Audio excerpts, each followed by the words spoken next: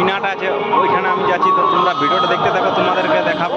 তো চলো আজকের ব্লগটা এখান থেকে শুরু করছি। দেখো এরকম আর্টিস্ট অনেক জায়গায় করা আছে, এরকম দারুণ লাগছে দেখতে। আরও আছে আগে দিকে।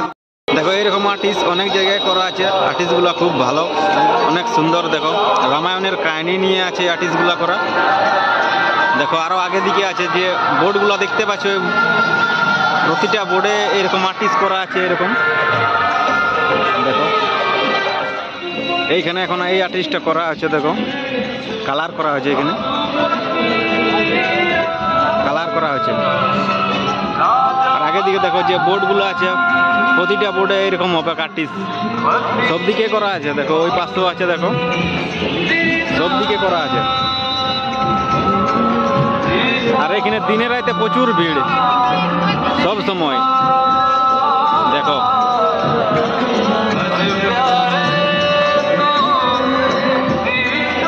তো চলো তোমাদেরকে আগের দিকে নিয়ে যাই, তো ভিডিওটা দেখো তোমরা।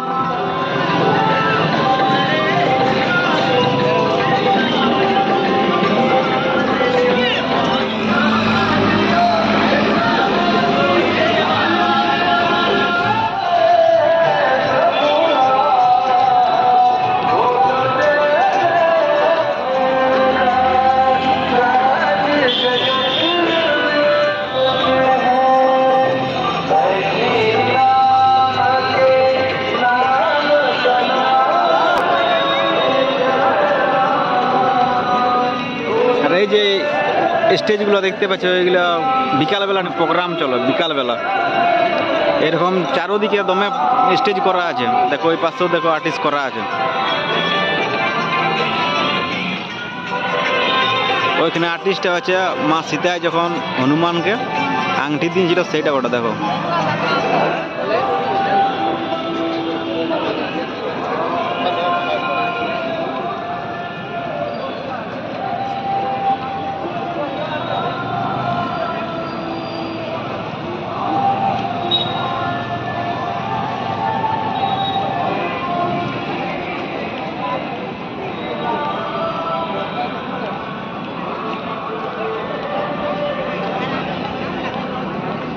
দেখো সামনে দেখো হালকা হালকা বিনাট দেখতে পাওয়া যাচ্ছে।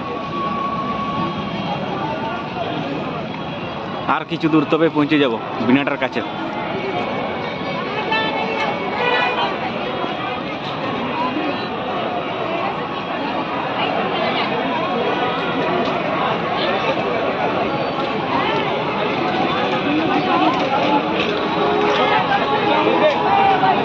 যখনই আসবে, রাতে আসো, সকালে আসো, বিকালে আসো, সব সময় এরকম ভিড়।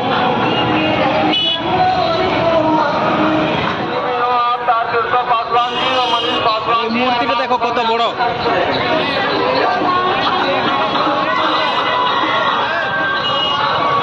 আমার মনে হয় রাম ঠাকুরের মূর্তি বড়।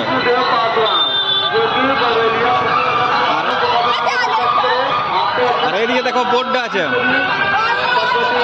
রাম মেন মন্দিরটা যেখানে, রাম মন্দিরটা যেখানে আছে ওইখানে যাওয়ার জন্য 1.8 কিলোমিটার। আর হনুমান গাড়ি বলে একটা জায়গা আছে, ওই জায়গাটা যাওয়ার জন্য দেখো 1.5 কিলোমিটার। এরকম সব কিছু ডিটেলস এখানে দেওয়া আছে। দেখো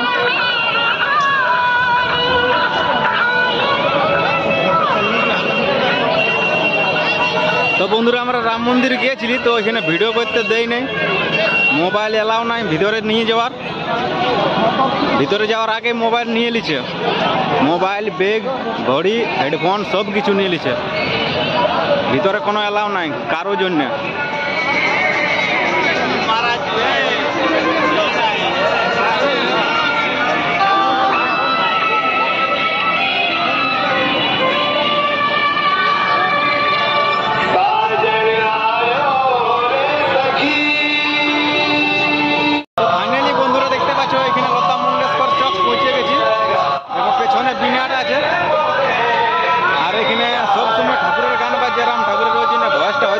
ঠিক মতন যাচ্ছে না, পেছনে আছে কিনাটা।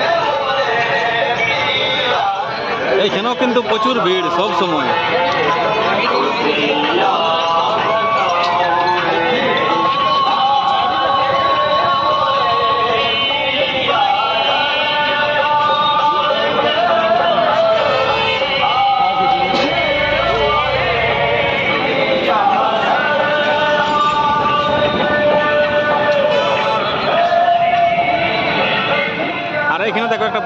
ঠাকুর আছে, দমে বড়, মস্ত বড়। দেখো অনেক বড়। এখানে একটা বজরংবলী ঠাকুর আছে, দেখো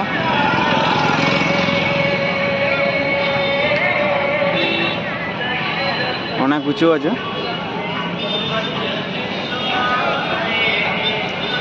এই হচ্ছে বিনাটা, দেখো অনেক বড় আছে। আর চারোদিকে এরকম ফুল আছে সাজা।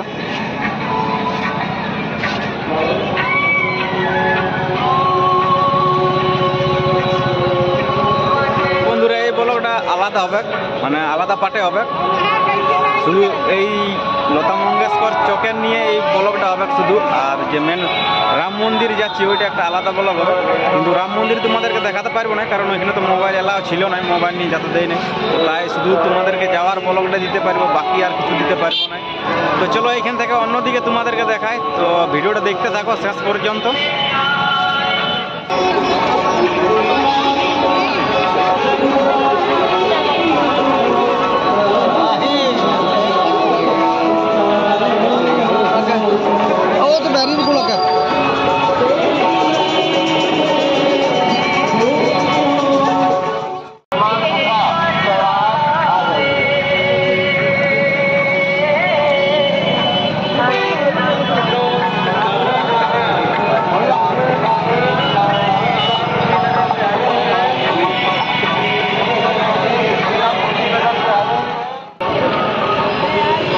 এই পাশে দেখতে পাচ্ছ, এই পাশে শুধু মনিহারি জিনিস আছে আর এবং এই খাবার বিকছে। দেখো দু সাইডে আছে শুধু মনিহারি জিনিস মেয়েদের জন্য। এইখানে খাবারগুলো দেখো আলাদা রকম।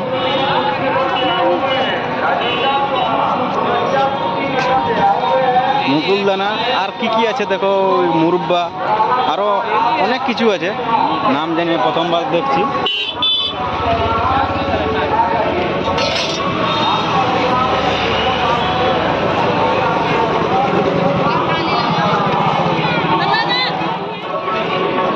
তো দেখছি ঘোরাঘুরি করে অনেক ভোক লাগে গেল, তাই ভাবলি সিঙ্গাড়া খাবো। তো একটার দাম নিচ্ছে 10 টাকা। ভাবে বানাচ্ছে দেখো আলাদাভাবে, পুরুলিয়ার থেকে আলাদাভাবে বানাচ্ছে। একটা সিঙ্গাড়ার দাম 10 টাকা, একটার দাম 10 টাকা। আমাদের পুরুলিয়া তাহলে 6 টাকা, এখানে একটার দাম 10 টাকা লিখে। তবে এখানে সিঙ্গাড়াগুলো আলাদাভাবে তৈরি করছে, পুরা তেলের মধ্যে ডুবা আছে না, একটু ডুবা আছে। আর তো বন্ধুরা এই সামনেটা একটা নদী আছে, তো এই নদীটার কাছে যাচ্ছি, তোমাদেরকে দেখাবো নদীটা। আর বেশি দূর নাই, সামনেই আছে, পৌঁছে গেলি।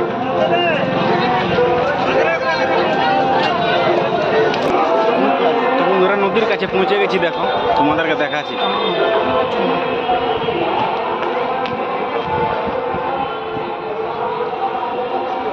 দেখো পেছন দিকে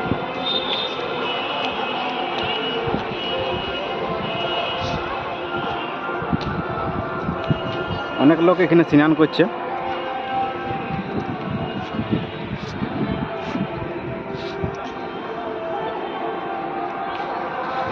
আর ওই আগের দিকে আছে, সামনের দিকে আছে বড়, মানে অসার জায়গাটা এখানে সরু আছে। দেখো এখানে মানে সরু করে দেওয়া হয়েছে, ওই আগের দিকে আছে অসারটা,